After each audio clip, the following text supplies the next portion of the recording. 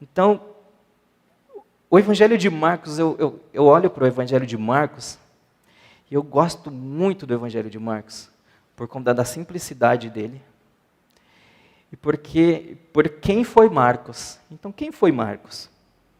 Marcos é João Marcos, aquele que está lá em Atos 13:13.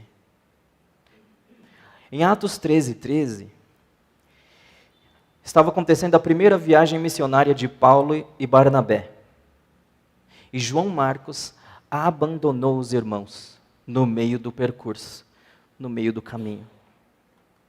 Ele era primo de Barnabé. E muito provavelmente, aquele evento de Atos 2, a vinda do Espírito Santo no dia de Pentecostes, aconteceu na casa da mãe dele. E Marcos, ele também está aqui registrado no seu Evangelho, no capítulo 14, verso 51. O capítulo 14, verso 51 deste Evangelho, ele fala assim: um jovem coberto unicamente com um lençol seguia Jesus. Eles o agarraram, mas ele largou o lençol e fugiu nu. Muitos estudiosos acreditam que este mesmo aqui é João Marcos que escreveu o Evangelho. Este Evangelho.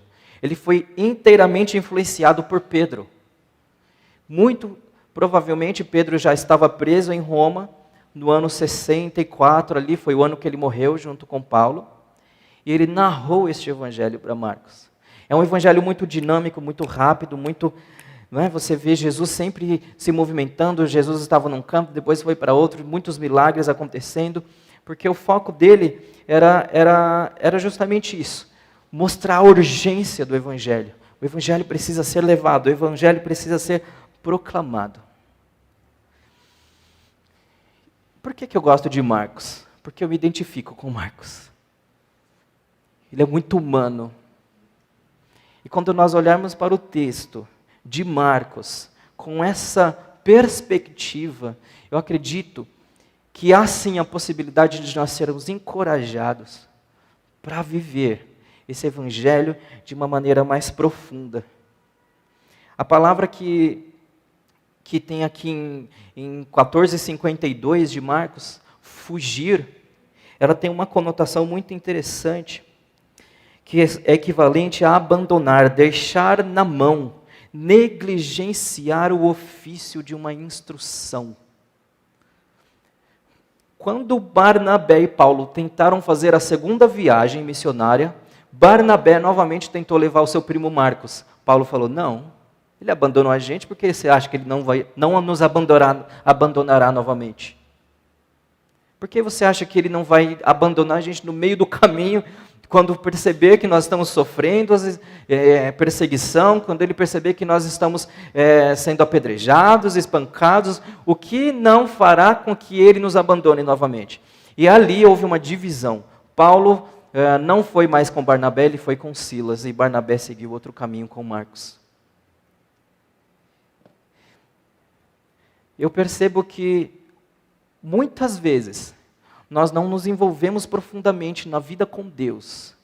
Nós não nos envolvemos profundamente com uma vida de oração. Nós não nos envolvemos profundamente com uma vida na fé no Senhor. Porque ainda nós olhamos este texto e olhamos para estas pessoas como pessoas que não são como a gente. Marcos é um ser humano como a gente.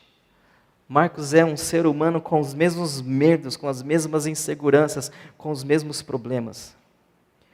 Bom, o texto começa dizendo assim lá no versículo 22. Ao que Jesus lhes disse: tenham fé em Deus. Esse mesmo texto aqui no Evangelho, na Bíblia, a mensagem diz assim, a mensagem é a Bíblia do Eugene Peterson. Jesus foi direto. Assumam de fato o seu compromisso com Deus e nada será difícil para vocês. Eu adoro essa versão aqui, principalmente desse trecho. Assumam de fato um compromisso com Deus e nada será difícil para vocês. E Jesus fala assim: tenham fé em Deus. Lembrando do contexto, que ele amaldiçoou aquela árvore, a árvore secou-se, e Pedro chega e fala, uau, a árvore secou, Senhor, o Senhor amaldiçoou, e olha o que aconteceu com a árvore. E aí Jesus pega e fala, tenha fé em Deus. Aí eu queria trabalhar um pouquinho isso com vocês. Tenham fé em Deus. O que é a fé? A fé, como eu entendo, é o abandono de convicções. Ué, como assim? Se você olhar no Evangelho de Mateus, capítulo 28, versículos 11 a 15, o que está acontecendo ali? Jesus ressuscitou. E haviam cerca de 300 soldados guardando o túmulo de Jesus. Eles desmaiaram. O texto diz que eles caíram como mortos. Quando eles acordaram, o túmulo estava vazio. A pedra estava removida e Jesus não estava mais lá. Aqueles soldados correram até o templo. O texto diz que eles correram até os religiosos para falar o que havia acontecido. Eles estavam tão desesperados, eles estavam tão impactados com aquele acontecimento, eles queriam compreender. Agora vamos lá. Se os fariseus, se os homens da lei, de fato, tivessem alguma dúvida, se fosse sincera a dúvida deles, de que Jesus não era o homem que ele dizia ser, no momento da ressurreição, que era aquele momento ali, aqueles homens deveriam ter todas as suas dúvidas sanadas. Mas o que o texto diz que eles fizeram foi o seguinte: calem a boca. Não falem para ninguém que Jesus ressuscitou. Pagaram aqueles homens e enganaram a população dizendo que os discípulos foram lá e roubaram o corpo de Jesus. O que é fé? Portanto, aqueles homens não renderam as suas convicções, não abandonaram aquilo que eles detinham como suas próprias verdades. Fé, portanto, a princípio, é o abandono de convicções.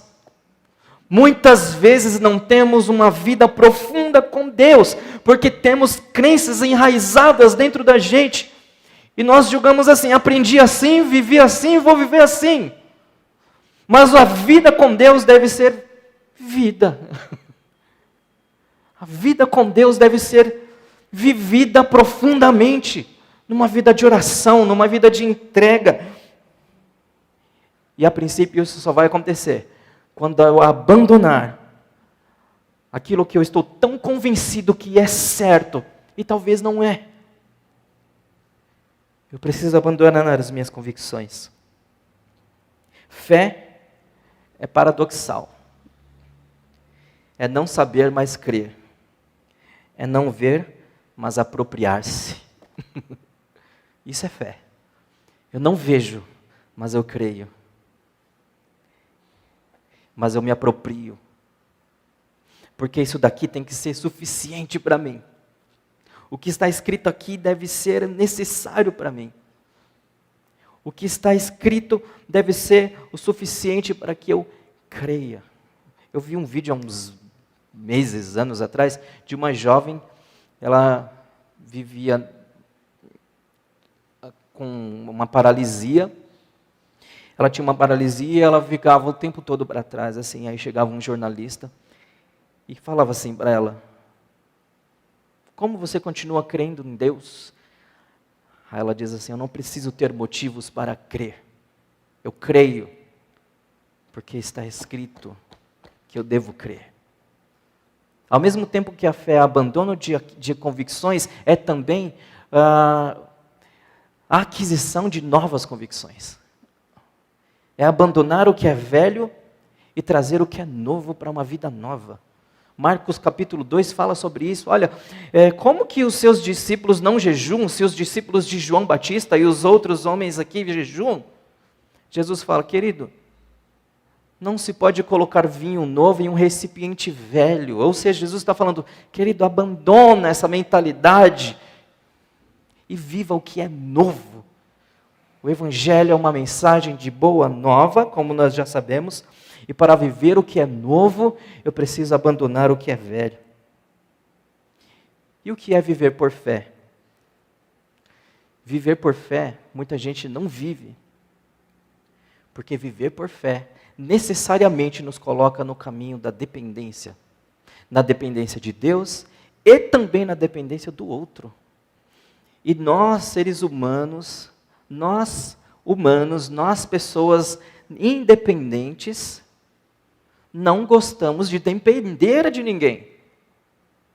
Mas o que nós precisamos compreender é que sim, às vezes passaremos por privações, e Deus nos colocará em situações de privações, para que aprendamos a depender dEle através das outras pessoas que são capazes de nos ajudar, que são capazes de nos auxiliar, que são capazes de nos abençoar com alguma necessidade.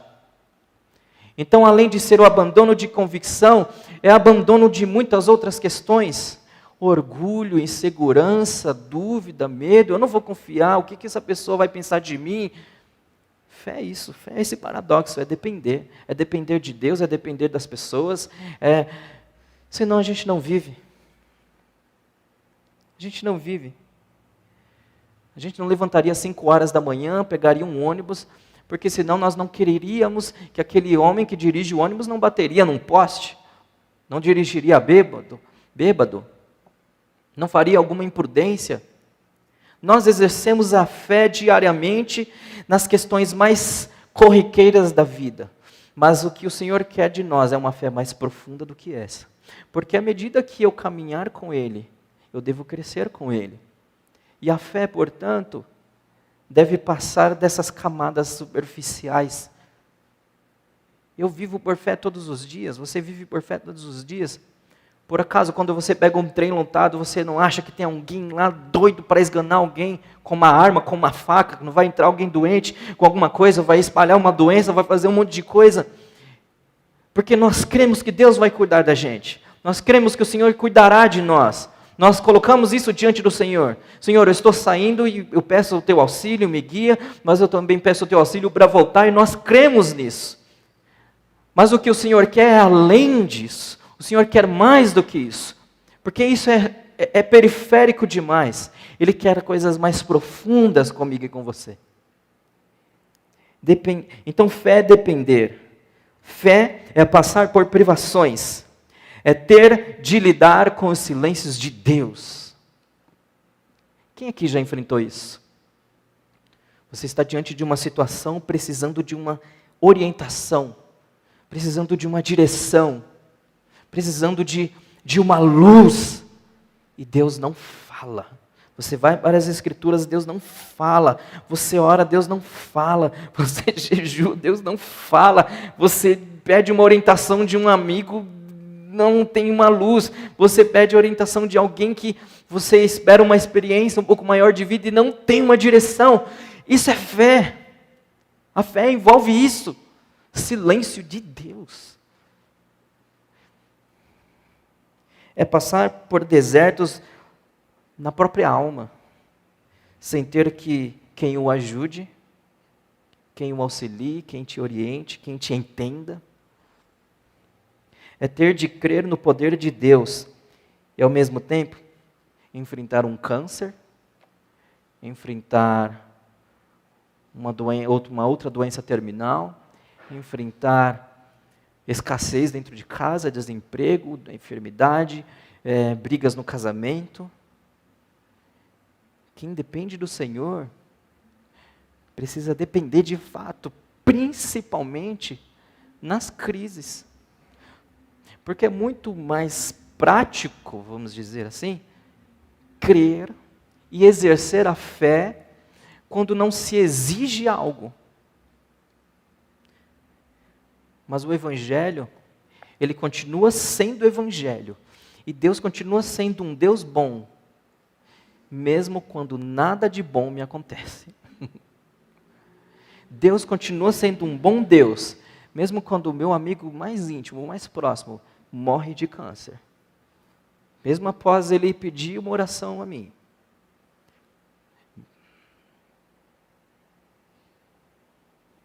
E você crê que Deus tem poder para curar. O maior desafio da fé é este. Você sabe que Deus tem o poder para curar, mas Ele não cura. E o desafio é continuar crendo, mesmo quando Ele não faz. É ter de lidar com um ente querido acamado, internado.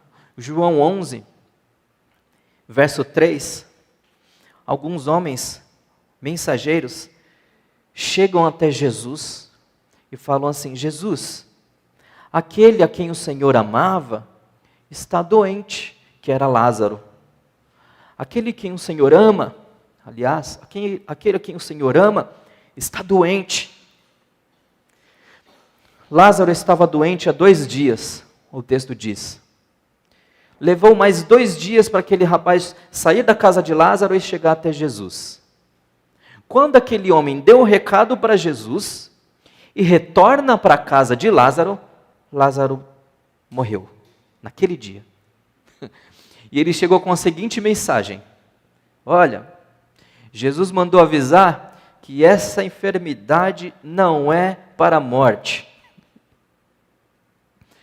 O pessoal deve ter olhado, fico imaginando, o pessoal olha para aquele rapaz assim, para aquele mensageiro.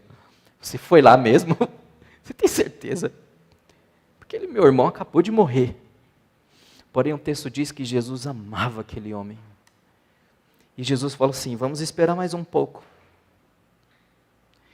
A forma de Deus nos amar, a forma de Cristo nos amar,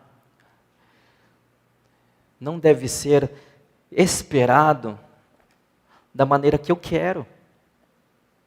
Ele me ama apesar de qualquer circunstância. Ele te ama apesar de qualquer circunstância.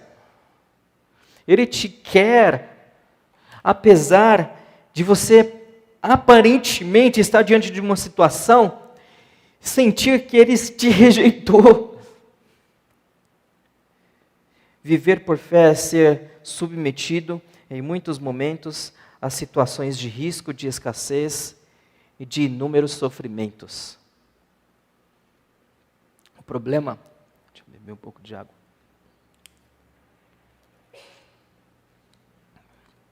O problema é que boa parte da mídia religiosa, evangélica, distorceu tudo isso.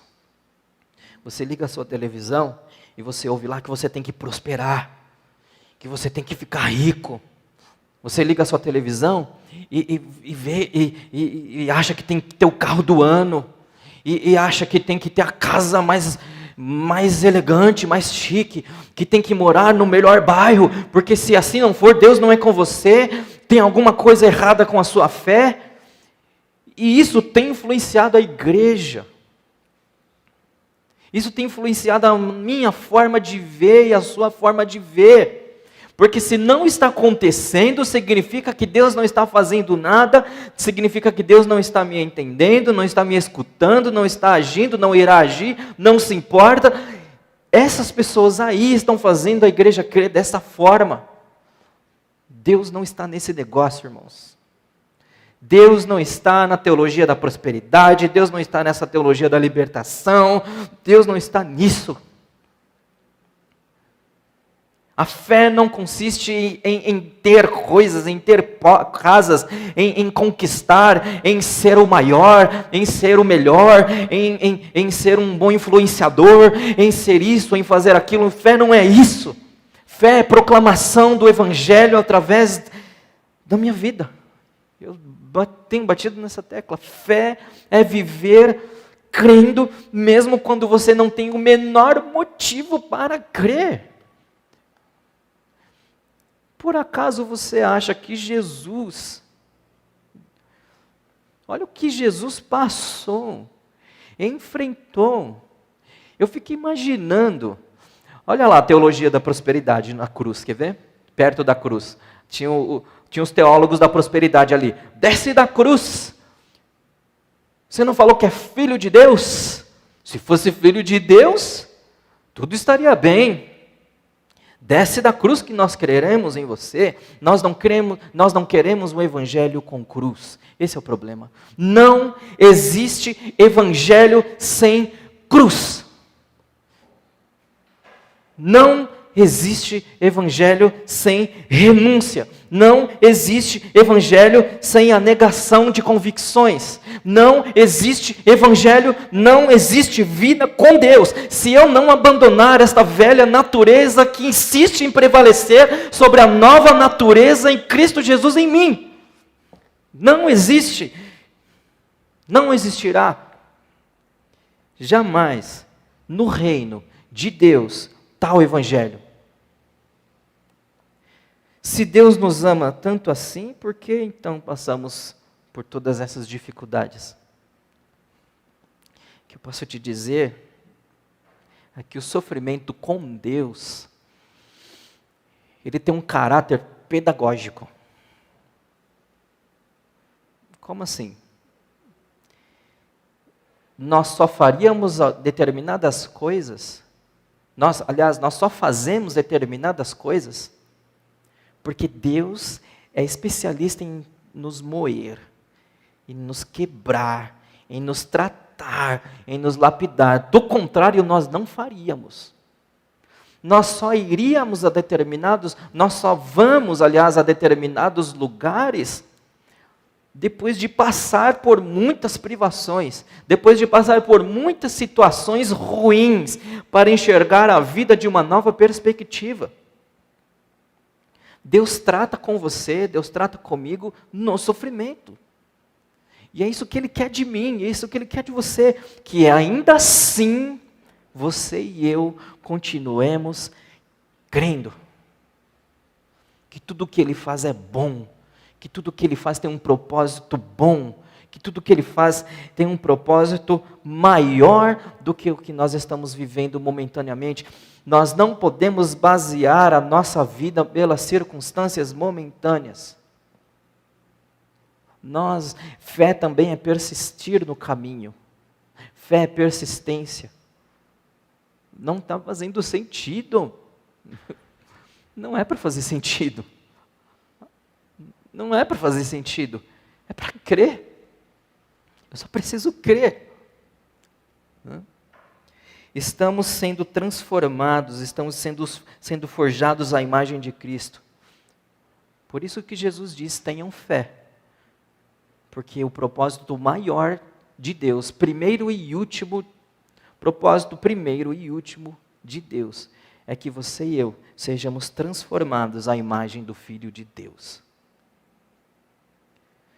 Só poderemos suportar as dificuldades da vida aqui, se depositarmos a nossa fé no Deus de amor. Muitas pessoas não creem. Esses dias eu assistindo um filósofo, o Pondé, ele explicando por que ele é ateu. Ele observando a vida, é muito simples palavras dele. É muito simples você se transformar em um ateu. Basta olhar para a vida e você pergunta, se Deus é tão bom assim, por que existe tanto mal? Ou se Ele é tão poderoso assim, por que Ele não restaura o que está destruído? É assim que as pessoas creem. Mas a proposta do Evangelho é outra. Apesar de todas essas circunstâncias, eu sou desafiado a continuar crendo. Ok? Amém? Porém, o texto continua dizendo, tenham fé em Deus. Mas Jesus diz, tenham fé em Deus. Porque em verdade lhes digo que, se alguém disser a este monte, levante-se e jogue-se no mar, e não duvidar no seu coração, mas crer que se fará o que diz, assim será com ele. Por isso digo a vocês que, tudo o que pedirem em oração, creiam que já o receberam, e assim será com vocês. O que é oração? As pessoas costumam falar que orar é falar com Deus, ok.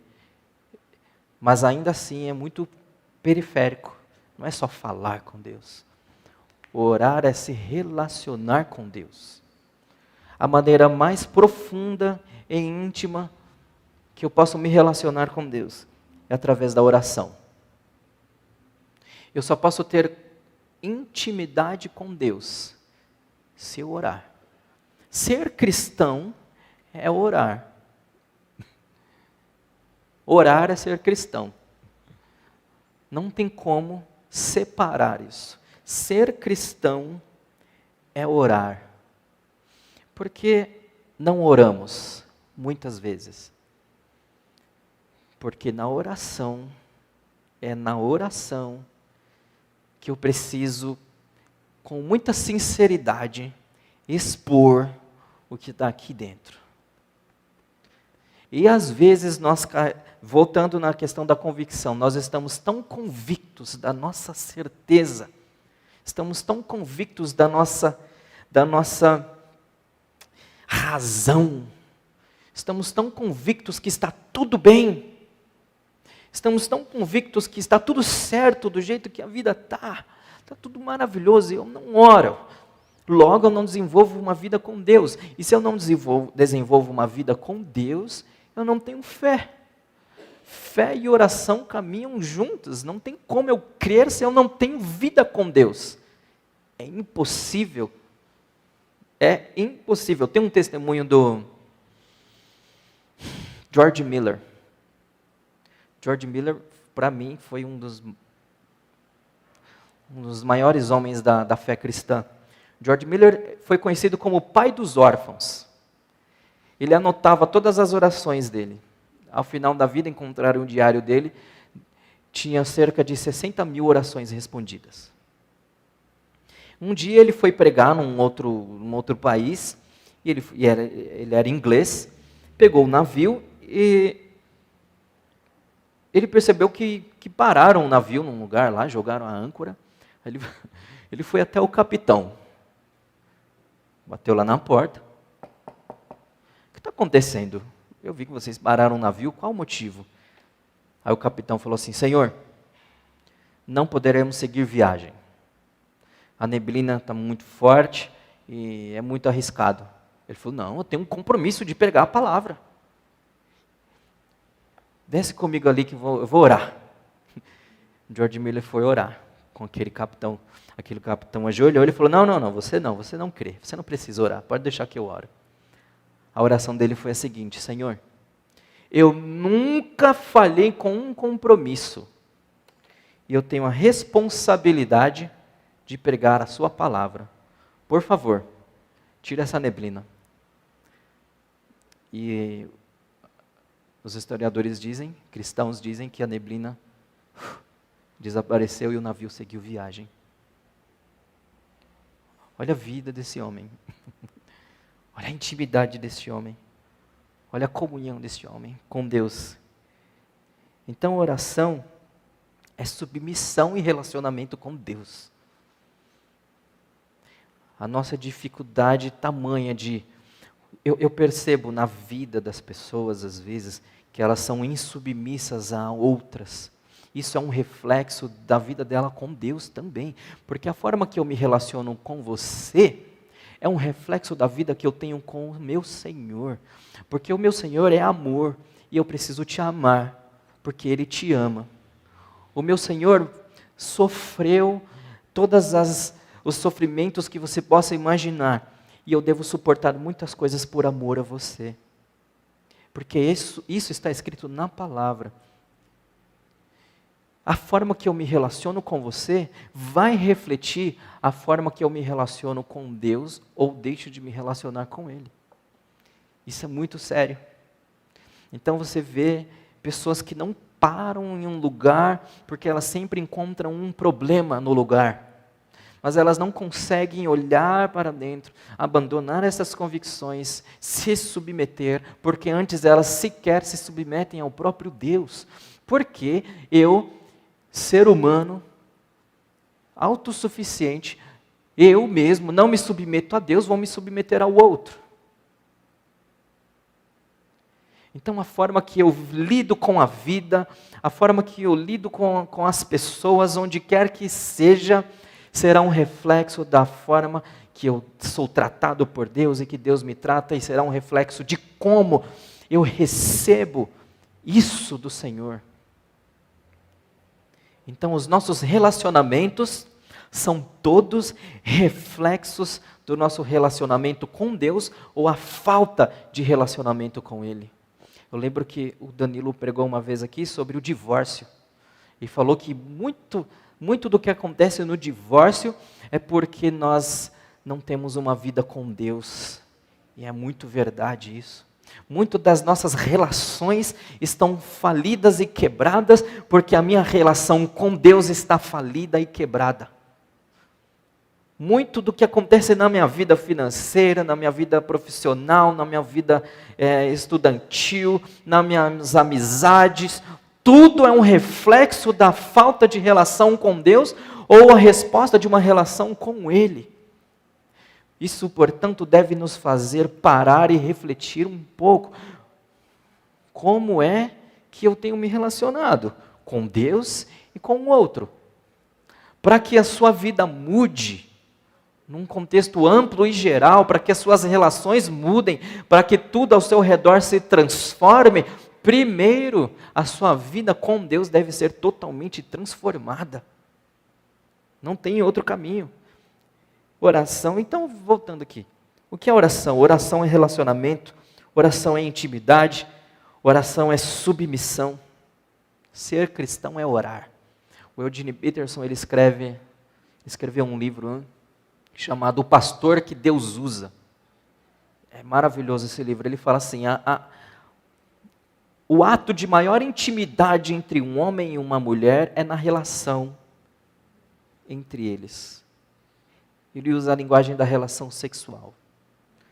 E ele fala assim, o ato de maior intimidade entre o homem e Deus é a oração. O Senhor quer você, querido. O Senhor quer que você abandone tudo que tem feito você colocar a vida com Ele em segundo plano. Tudo que tem feito você olhar para a vida com Deus como algo secundário. Se você quer que situações na sua vida sejam resolvidas, saradas, transformadas, tenha uma vida com Deus. Aí o verso 24 diz assim, porque isso diga a vocês que tudo que pedirem em oração, creiam que já o receberam e assim será com vocês. Jesus está usando uma parábola aqui, uma metáfora, na verdade, dessa montanha. Era uma metáfora que os rabinos usavam da época dele. Ele está dizendo que esses rabinos usavam essa metáfora, portanto não pode ser entendido como literal, é uma metáfora dessa ideia da montanha.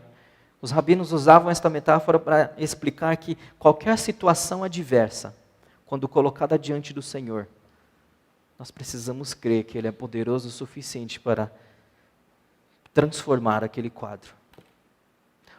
O Noah pedindo oração pelo Victor. Precisamos crer que Deus é poderoso o suficiente para curar toda e qualquer enfermidade. Precisamos crer que Ele é poderoso o suficiente para intervir em todo e qualquer quadro. Precisamos crer que Ele é poderoso o suficiente para transformar toda e qualquer circunstância. Só que não é toda oração que Deus responde, e eu preciso entender isso. Porque antes de fazer a minha vontade, é a vontade dEle que vai prevalecer sempre. Não podemos orar por qualquer coisa que quisermos. O nosso grau de maturidade cristã será medido a partir do tipo de oração que nós fazemos.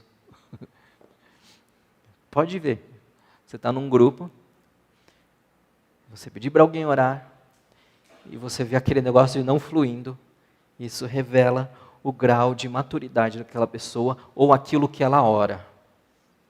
Aquilo que eu oro revela o meu grau de intimidade e de maturidade com o Senhor. Se eu tenho orado por questões tão momentâneas, se eu tenho orado por questões tão passageiras, significa, portanto, que a minha visão e a minha compreensão ainda está um tanto quanto distorcida. Ah, mas você está dizendo que eu não devo orar para que, para que haja cura de tal enfermidade? Não, não é isso. Não é isso. O que eu estou dizendo é, e se Deus não quiser curar? a nossa fé também será provada quando ele não fizer aquilo que eu esperava e cria. E se ele não fizer? Mateus capítulo 8, Jesus desce do monte, depois de pregar o sermão da montanha. Chega um homem até ele, leproso, se ajoelha diante dele e fala: Senhor, se o Senhor quiser, o Senhor pode me curar. O texto diz que Jesus tocou nele e falou: eu quero. Eu gosto de imaginar o seguinte, não está no texto, é óbvio, mas eu gosto de imaginar o seguinte: e se Jesus tivesse falado assim: eu não quero? E se Jesus disser para você o que você tem orado constantemente: eu não vou fazer, eu não vou abrir, eu não vou fechar, eu não vou mudar, qual vai ser a sua reação? Você continuará crendo que Ele é bom, que Ele é gracioso, que Ele é misericordioso e que Ele merece todo o louvor, toda a adoração? Você vai chegar aqui no domingo dizendo: louvado seja o Senhor, porque o Senhor é digno de honra, é digno de glória, é digno de adoração, é digno de louvor, é digno de todo reconhecimento, é o Senhor. Qual vai ser a sua atitude? Se o Senhor disser não, qual vai ser a sua atitude?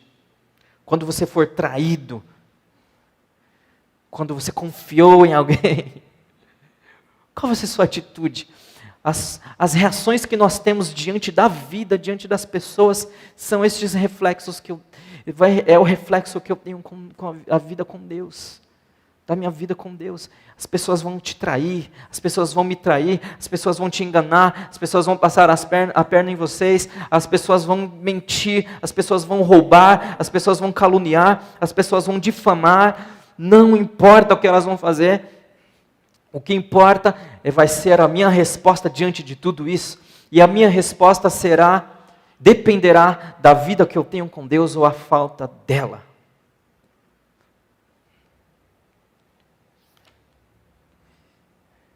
Bom, eu falei um pouco aqui dos caminhos para a intimidade com Deus, e o texto continua dizendo: e quando estiverem orando, se tiverem alguma coisa contra alguém, isso daqui, meu Deus, e quando estiverem orando, se tiverem alguma coisa contra alguém, perdoem, para que o Pai de vocês, que está nos céus, perdoe as ofensas de vocês. A fé então envolve, olha que interessante, só é possível perdoar quem tem fé. É isso que Jesus está dizendo. Se você tem fé, se você ora, você perdoa. Mas Senhor, olha o que fizeram comigo. Tudo bem. Agora fica a grande questão: o que você vai fazer? Porque se você tem fé, é o que está no texto, tenham fé em Deus, tenham uma vida de oração e tenham uma vida de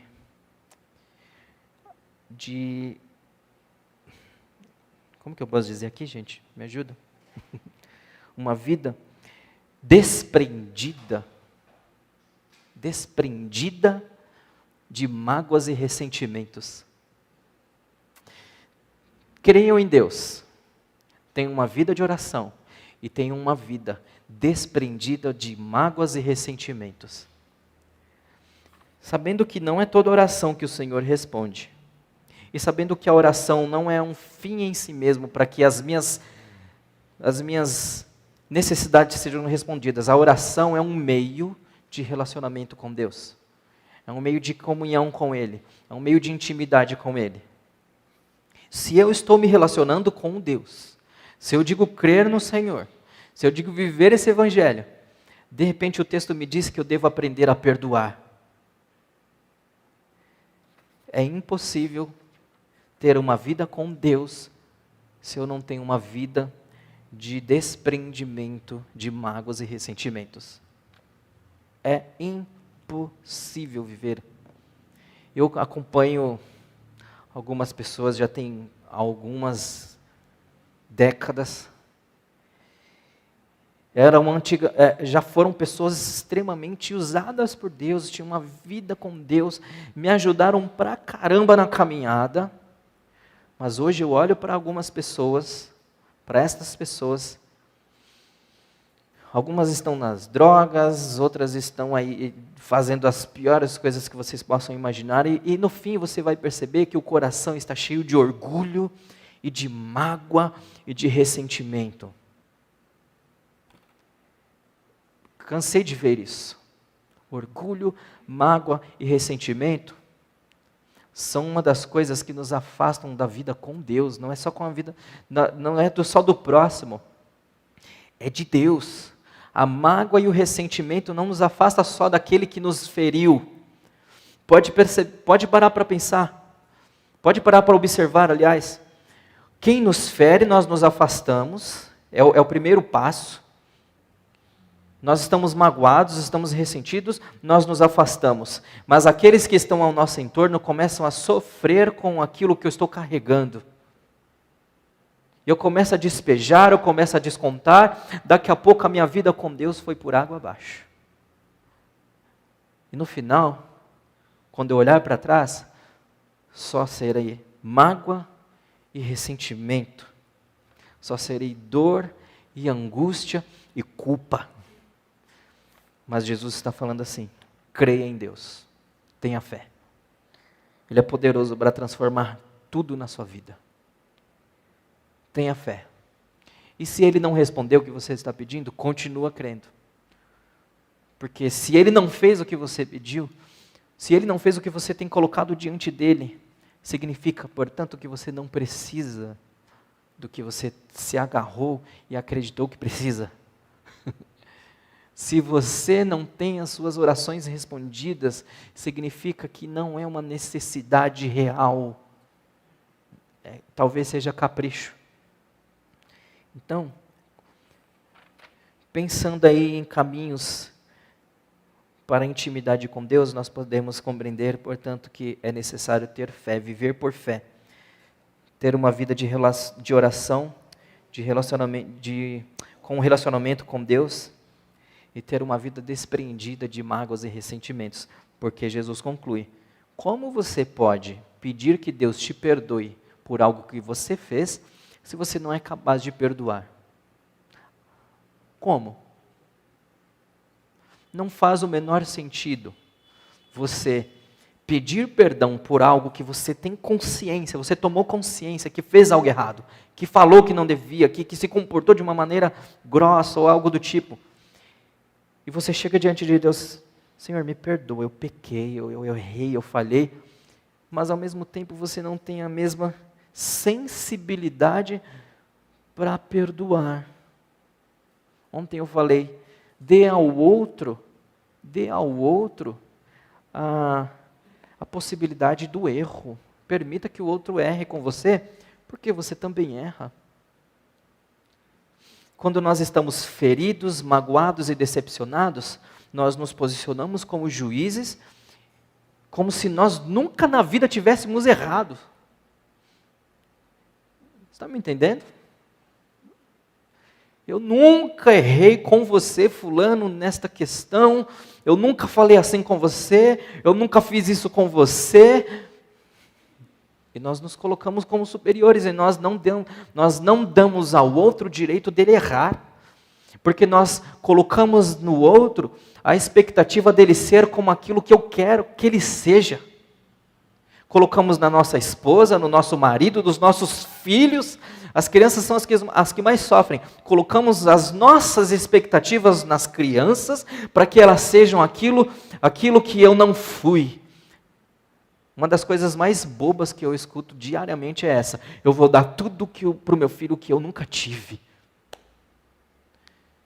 Seu filho não precisa de tudo que você nunca teve, ele precisa ser ele mesmo. Ele precisa ter as experiências dele, a vida dele, os relacionamentos dele, não os seus, não as suas expectativas sobre ele. E nós oprimimos o marido, nós oprimimos a esposa, nós oprimimos o amigo, nós oprimimos os filhos. E está tudo bem, porque a gente não está enxergando isso.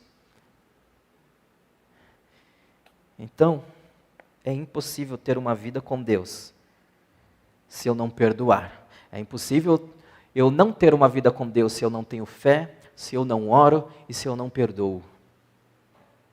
Que o Senhor nos ajude, não é verdade? Eu quero orar e pedir que o Senhor nos conceda graça para viver isto. Senhor, nós te louvamos, ó Deus, por tua santa palavra. Como é bom poder aprender do Senhor. Como é bom poder aprender que o Senhor é um Deus que ouve as nossas orações. Nos ensina a termos fé, mesmo quando nada acontecer, mesmo quando as circunstâncias ao nosso redor disserem o contrário disso. Nos ensina, Senhor, nos dá um coração que tenha fé no Senhor, apesar das circunstâncias. Nos ensina a termos uma vida de oração, uma vida de intimidade, uma vida profunda de oração com o Senhor. E que as nossas relações comuns do dia a dia reflitam esta vida com Deus. Senhor, também nos ensina a perdoar. É horrível mesmo ser caluniado, ser passado para trás. Isso deixa marcas profundas. Mas nós também nos abandonamos do Senhor. Nós vivíamos como ovelhas desgarradas, como ovelhas que não têm pastor. E mesmo assim, o Senhor veio ao nosso encontro, porque o Senhor nos amou primeiro. Então nos ensina a perdoar. Aprendemos que perdoar é uma atitude de fé. E se temos fé, precisamos perdoar. Se há alguém aqui magoado, se há algum casamento ferido, algum relacionamento destruído, relacionamento entre pais e filhos, se há alguma relação aqui que está à beira do precipício, Senhor, no nome de Jesus, venha com a sua intervenção e transforma este quadro, que haja perdão, que haja restauração da comunhão, que haja restauração do respeito, no nome de Jesus, Senhor. É o que nós te pedimos, nós precisamos demais do Senhor para viver isso. Nos ajuda, nos dá essa sensibilidade, Senhor. É o que nós te pedimos, crendo que esta é a tua vontade, sabendo que é a tua vontade, cremos que o Senhor fará. No nome de Jesus te louvamos, amém, e graças a Deus. Obrigado, irmãos, Deus abençoe.